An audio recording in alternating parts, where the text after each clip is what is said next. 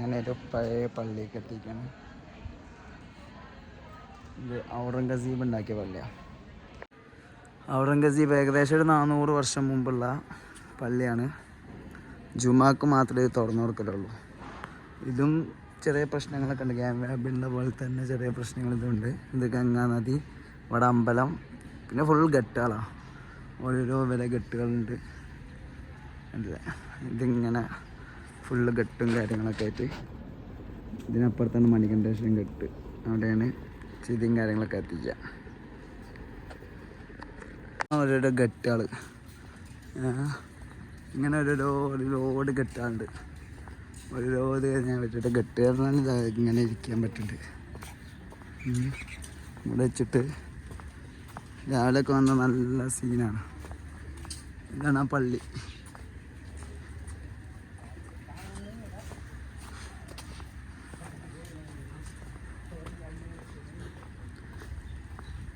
ഗംഗാൻ്റെ colour കണ്ടില്ല, full വൃത്തിയേട് colour. അതിലാണ് കുളിക്കുന്ന ആൾക്കാർ.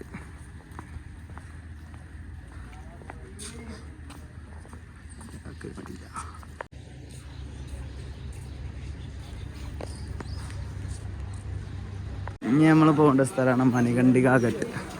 മണികണ്ഠിക ഘട്ട് പറഞ്ഞാൽ മനുഷ്യന്മാരെ ഭസ്മാക്ക കത്തിക്കുക. അടിക്കാൻ പോകുന്നുണ്ട്.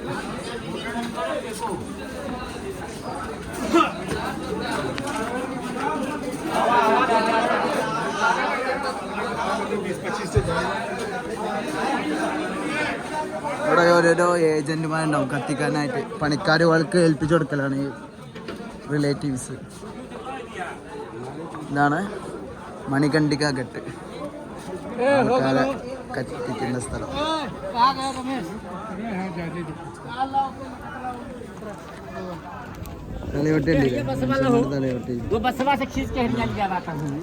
കത്തിത്തീര ഒരുപാട് 24 hours ഇവിടെ കത്തിക്കുന്ന ആൾക്കാർ. ഇത്രേ ഉള്ളൂ. ഇവിടെ ഒരു ശവം കത്തിക്കാൻ നിൽക്കുന്നുണ്ട്.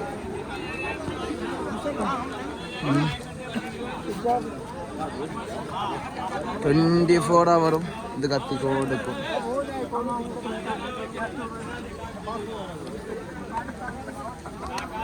കാലാവസ്ഥ പ്രശ്നമില്ല. മഴ ഉണ്ടെങ്കിൽ അതിനുള്ളിൽ കത്തിക്കും. എല്ലായിടത്തും ഒറ്റ ടൈം ഒരു ദിവസം 200 ഇത് കത്തിക്കുന്നുണ്ടെന്നാണ് പറഞ്ഞത്. അവിടെ ഒരു ബോഡി കത്തിക്കാൻ നിൽക്കുന്നുണ്ട്.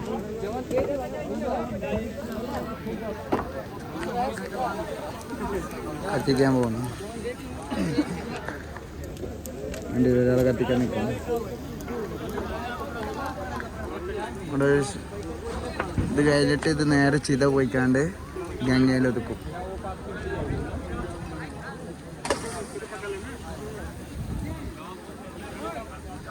ഇതാണ് മണികണ്ഠിക ഘട്ട്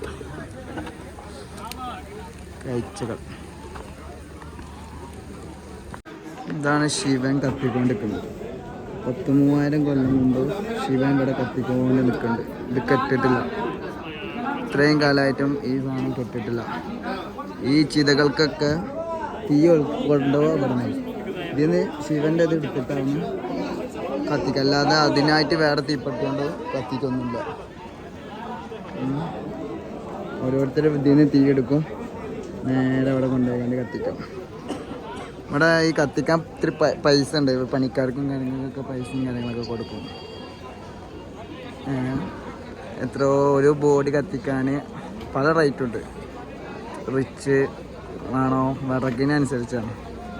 ആണ് ദസാസു ഘട്ട്. ഇവിടെയാണ് ആരതി ഉണ്ടാവുക. നേരെ 7 മണിക്ക് ആരതി ഉണ്ടാവും.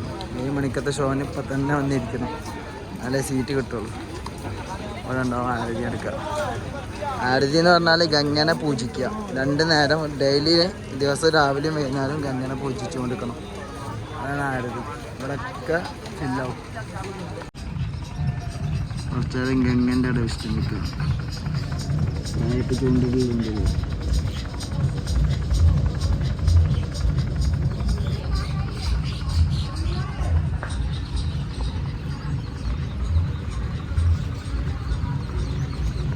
ഇങ്ങനെ ഓരോരോ ഘട്ടുകൾ ഇങ്ങനെ എക്സ്പ്ലോർ ചെയ്യാം. പിന്നെ വിചാരിച്ചു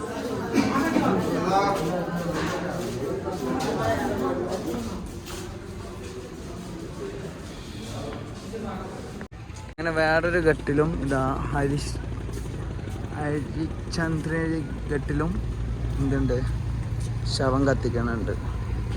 ഇവിടെയും ഇത് കത്തിക്കുക. ഇത് കുറച്ച് പ്ലേസ് ഉള്ളു, അതിലാണ്ടൊന്നും കത്തിക്കൂല.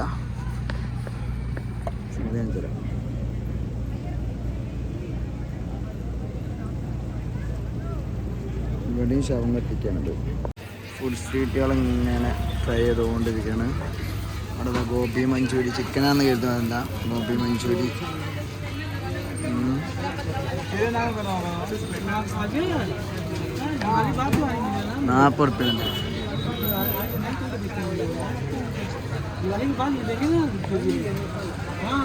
40 ഉറുപ്പിക.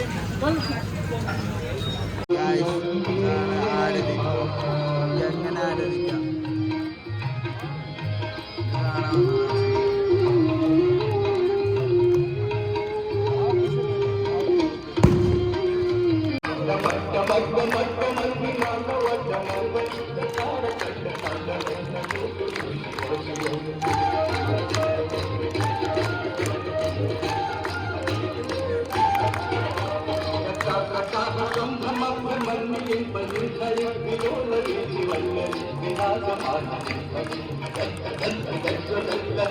വേറൊരു ആരതി.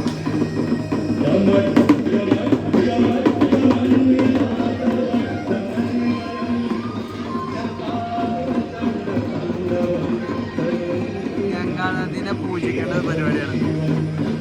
വാരണാസി ട്രിപ്പൊക്കെ കഴിഞ്ഞാണ് ഇവിടുന്ന് നേരെ നമ്മൾ പോകേണ്ടത് ഉത്തരാഖണ്ഡിലെ ഋഷികേശിക്കാണ്. അവിടെ നേരെ കേദാർനാഥ് കയറും ഇൻഷാ അല്ലാഹ്. പുതിയ യാത്രക്ക് വാരണാസിൻ്റെ നമ്മൾ പോകുന്നത് ഋഷികേശിക്ക് ഡയറക്റ്റ് വാരണാസിൻ്റെ ട്രെയിനിൽ. അപ്പോൾ ഹരിദ്വാർ പോകാം. ഹരിദ്വാർ കയറിയിട്ടുള്ളൂ.